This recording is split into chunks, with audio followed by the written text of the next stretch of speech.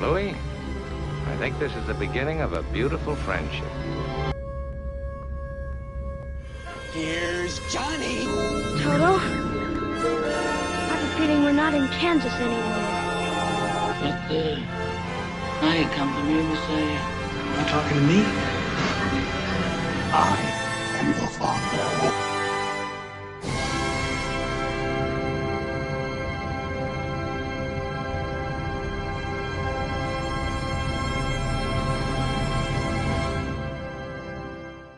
Let's move on to a movie now that's one of the most brilliant, weird, and unusual American documentary films I've seen in a long time. Esta semana se estrena en México la cinta Life Itself, basada en el libro homónimo que explora la vida de Roger Ebert, uno de los críticos de cine y voces culturales más influyentes en Estados Unidos. Tuvimos la oportunidad de platicar con Steve James, director de esta cinta, quien nos contó algunos detalles en entrevista exclusiva sobre este film. Roger Ebert, right beyond the Valley of the Dolls. Hi, Steve. Hello. Hi, how are you? Good, how are you? Fine, thank you. Well, thank you very much for your time.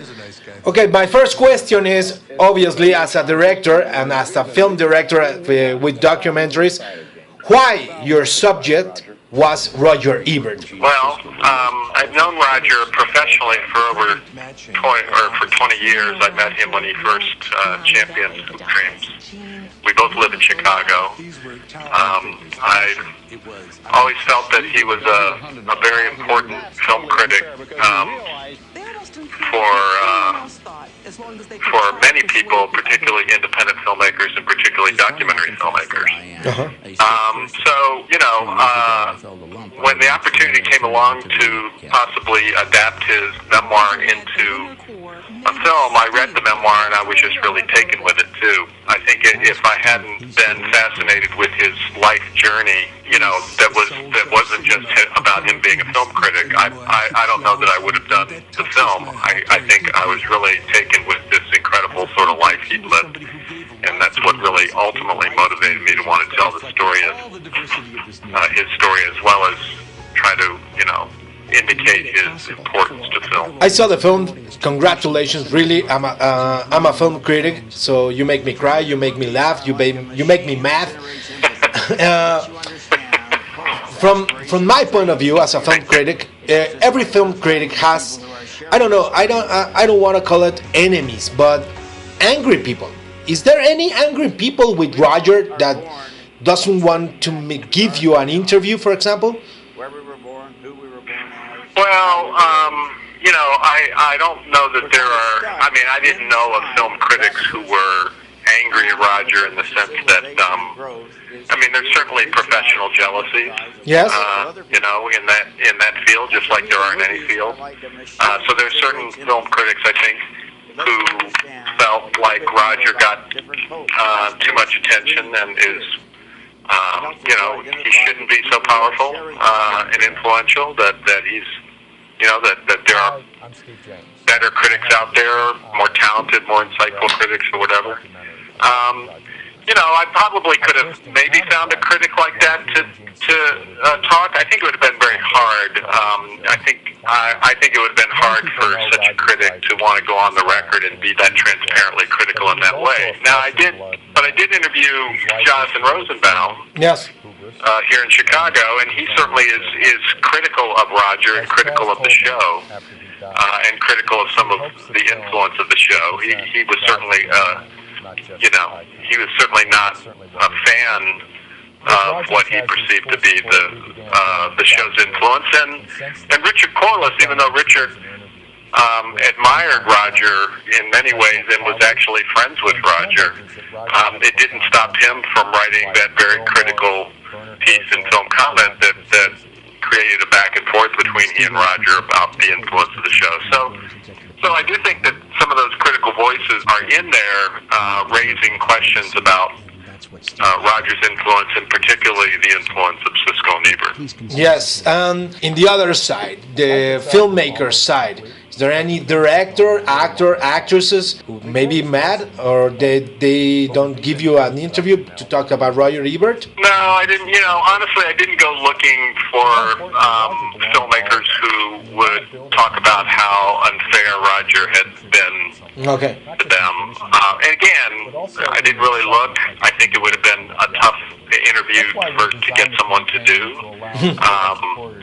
Honestly, because I think that, which is not to say that filmmakers like Scorsese, who talks about being criticized for Color of Money, it's not that filmmakers who admire Roger didn't also end up on the wrong side of some reviews from him from time to time. But, you know, here's the thing.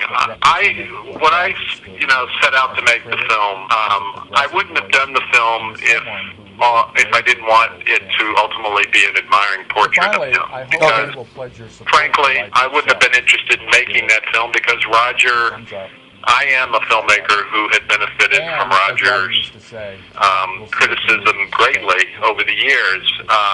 You know, for me to go out and do a biography of him where I try to knock him down a few notches wouldn't have interested me because it would have felt like, you know, that's for some other filmmaker maybe who doesn't like Roger if they want to go do that film. So I don't pretend that this biography is completely objective, and it's certainly not. It certainly that didn't have the intent of being harshly critical of him. On the other hand, I don't think it's hagiography either. I think that I definitely attempted, and you can decide whether I succeeded or not.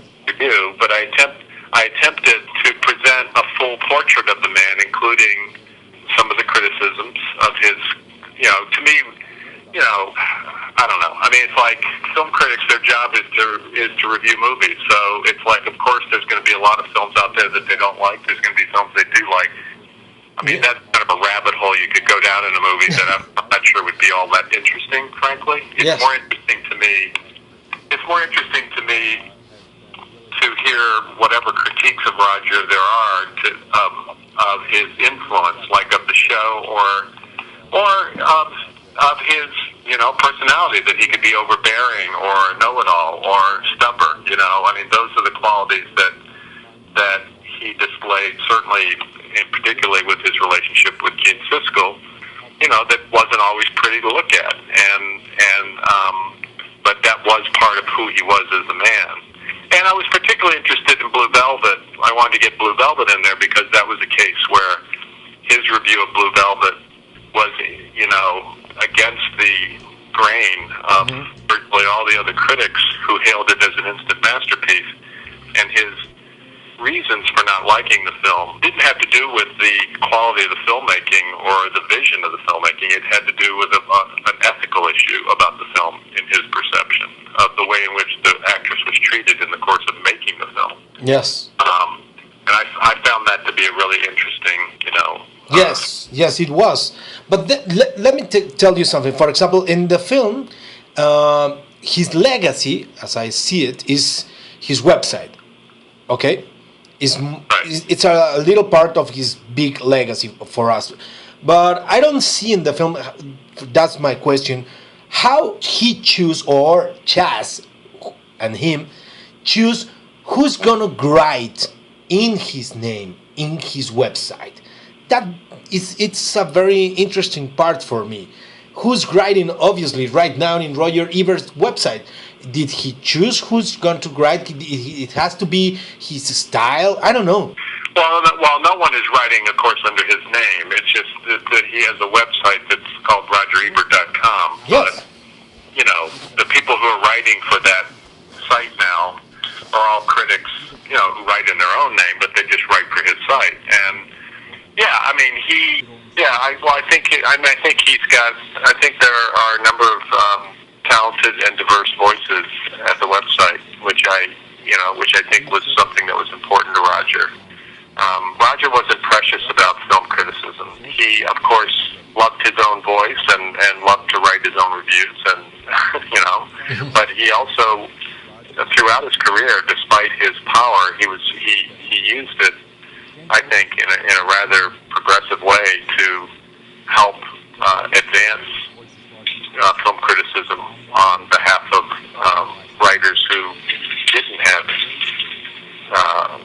that power, anywhere close to that power. I mean, I didn't know this at the time I made the movie. If I did, I would have put it in the movie. But Roger was instrumental in getting the studios to take internet film critics and allowing them to come into screenings. They at one time were barring internet-only critics, saying that they weren't real film critics, and Roger said that's ridiculous.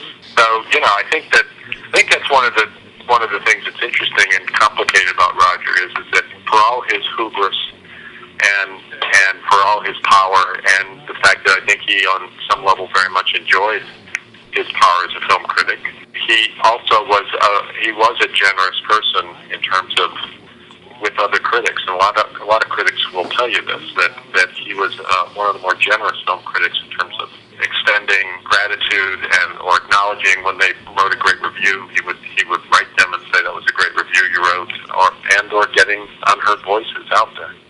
Yes. My last question: how does it feel? Well, me as a film critic, as I told you, I love the film, but how does it feel that it doesn't go with any nomination in the Oscar? How do you feel about that? You mean that this film wasn't nominated? Yes. Oh. Come on. Well, I don't know. I'm not the one to ask. I mean, there was certainly expectations that the film was going to be nominated, and it didn't happen. But it didn't happen for Hoop Dreams. It didn't happen for another film that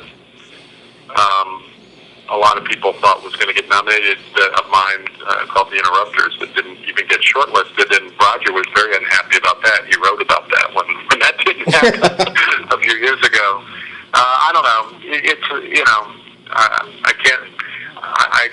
I don't really have an explanation. Maybe people felt like the film was got too much attention already. It certainly was a film that got written about quite a bit, and film critics, by and large, very much embraced the movie, and maybe people felt like, that's just film critics promoting one of their own. I don't know. Who knows? Who knows? I'm very proud of the movie. I felt like the stakes were quite high in making a film like this, especially once Roger passed away in the middle of it, that it was very important that this film get it right in terms of portrayal of who this man was and his significance and what made him so important to so many people. And his importance was about more than just his writing. It was once he went to the internet and started to write about other things besides film. There were a lot of people that just loved to engage in dialogue with him on his website. And of course, the courage of his story and the dealing with the cancer was very important to me to tell. And obviously it did so in the movie. So, I'm very happy with the film we made, and it got lots of love, and a lot of people were moved and entertained by it. And I think that's certainly enough for me. I think that would have been enough for Roger. Yes. Thank you very much, Steve. Really, really thank you for making this film. Sure, thank you. Enjoyed talking. Thank you. Bye-bye.